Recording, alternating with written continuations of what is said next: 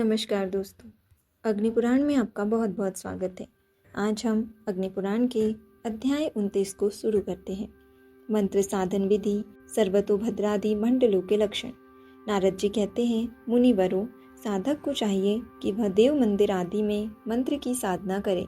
घर के भीतर शुद्ध, भूमि पर मंडल में परमेश्वर श्रीहरि का विशेष पूजन करके चौकोर क्षेत्र में मंडल आदि की रचना करे।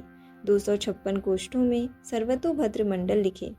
क्रम यह है कि पूर्व से पश्चिम की ओर तथा उत्तर से दक्षिण की ओर बराबर 17 रेखाएं खींचे। ऐसा करने से 256 कोष्ठ हो जाएंगे।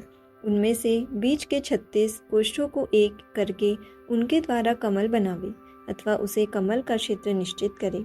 इस कमल क्षेत्र के बाहर चारों ओर की एक एक पंक्ति को मिटाकर उसके पास पीठ की कल्पना करे अथवा उसे पीठ समझे। फिर पीठ से भी बाहर की दो दो पंक्तियों का मार्जन करके उनके द्वारा विधि की कल्पना करे। फिर चारों दिशाओं में द्वार निर्माण करे। पूर्वोक्त पद्म क्षेत्र में सब ओर बाहर के 12वें भाग को छोड़ दे और सर्व मध्य स्थान पर सूत्र रखकर पद्म निर्माण के लिए विभाग पूर्वक समान अंतर रखते हुए सूत घुमाकर 3 वृत्त बनावे।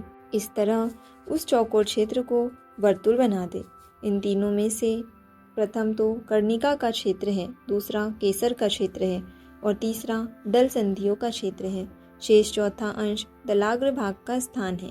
कोण सूत्रों को फैलाकर कोण से दिशा के मध्य भाग तक ले जाए तथा केसर के अग्रभाग में सूत रखकर दल संधियों को चिन्हित करे। फिर सूत गिराकर अष्टदलों का निर्माण करे। दलों के मध्यगत अंतराल का जो मान है उसे मध्य में रखकर उससे दलाग्र को घुमावे। तदनंतर उसके भी अग्रभाग को घुमावे। उनके अंतराल मान को उनके पार्श्व भाग में रखकर बाह्य क्रम से एक एक दल में 2-2 केसरों का उल्लेख करे। यह सामान्यतः कमल का चिन्ह है। अब 12 दल कमल का वर्णन किया जाता है। कर्णिका अर्धमान से पूर्व दिशा की ओर सूत रखकर क्रमशः सब ओर घुमावे। उसके पार्श्व भाग में भ्रमण योग से 6 कुंडलियां होगी और 12 मत्स्य चिन्ह बनेंगे। उनके द्वारा 12 दल कमल संपन्न होगा। पच्च दल आदि की सिद्धि के लिए भी इसी प्रकार मत्स्य चिन्हों से कमल बनाकर आकाश रेखा से बाहर जो पीठ भाग है वहां के कोष्ठों को मिटा दे।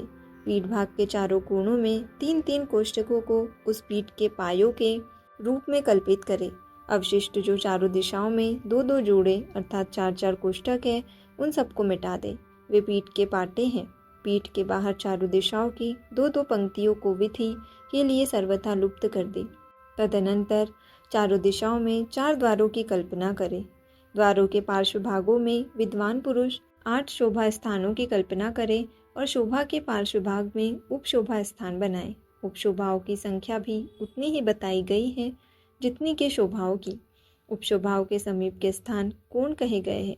तदनंतर चारों दिशाओं में 2-2 मध्यवर्ती कोष्ठकों का और उसके बाह्य पंक्ति के 4-4 मध्यवर्ती कोष्ठकों का द्वार के लिए चिंतन करें।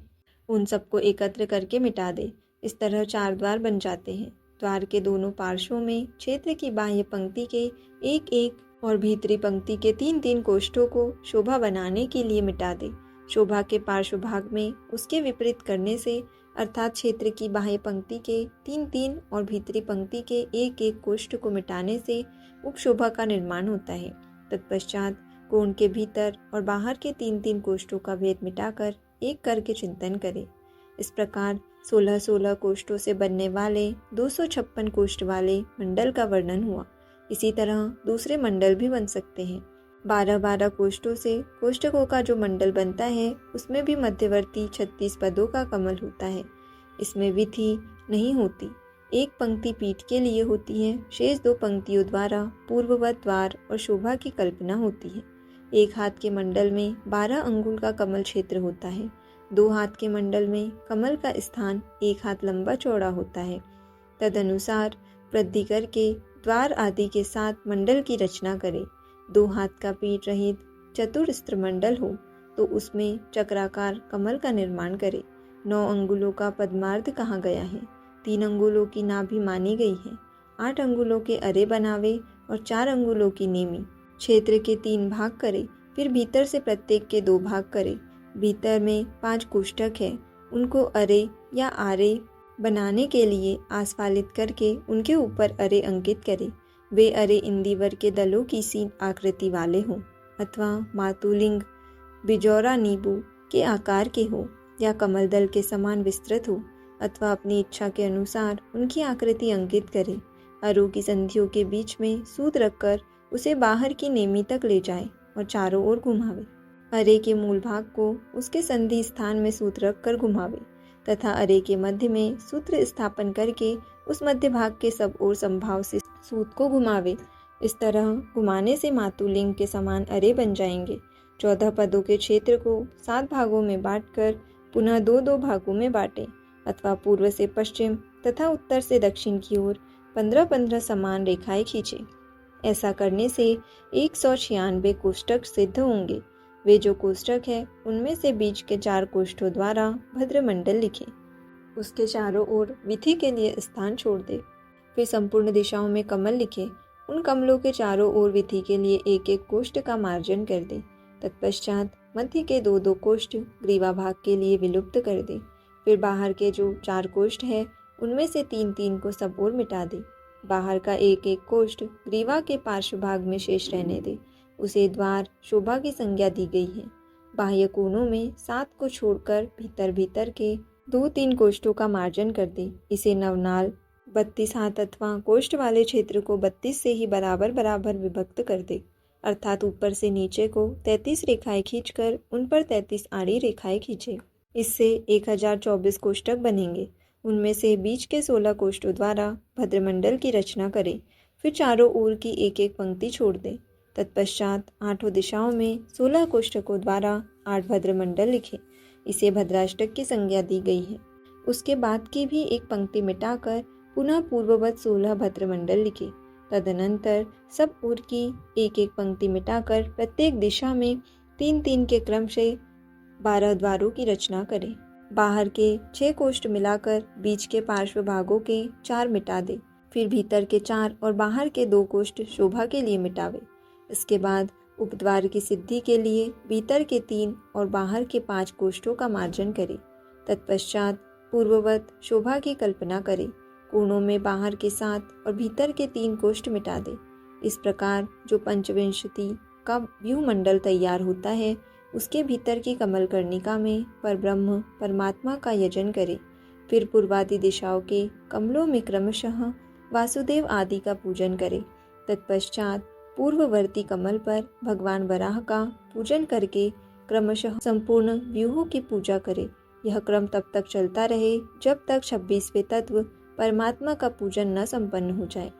इस विषय में प्रचेता का मत यह है कि एक ही मंडल में इन संपूर्ण कथित व्यूहों का क्रमशः पूजन यज्ञ संपन्न होना चाहिए, परंतु सत्य का कथन है कि मूर्ति भेद से भगवान के व्यक्तित्व में भेद हो जाता है, अतः सबका पृथक पृथक पूजन करना उचित है। 42 कोष्ठ वाले मंडल को आड़ी रेखा द्वारा क्रमशः विभक्त करे। पहले 1-1 के 7 भाग करे, फिर प्रत्येक के 3-3 भाग और उसके भी 2-2 भाग करे। इस प्रकार 1764 कोष्ठक बनेंगे। बीच के 16 कोष्ठों से कमल बनावे। पार्श्व भाग में विधि की रचना करे। फिर 8 भद्र और विधि बनावे। तदनंतर 16 दल के कमल और विधि का निर्माण करे।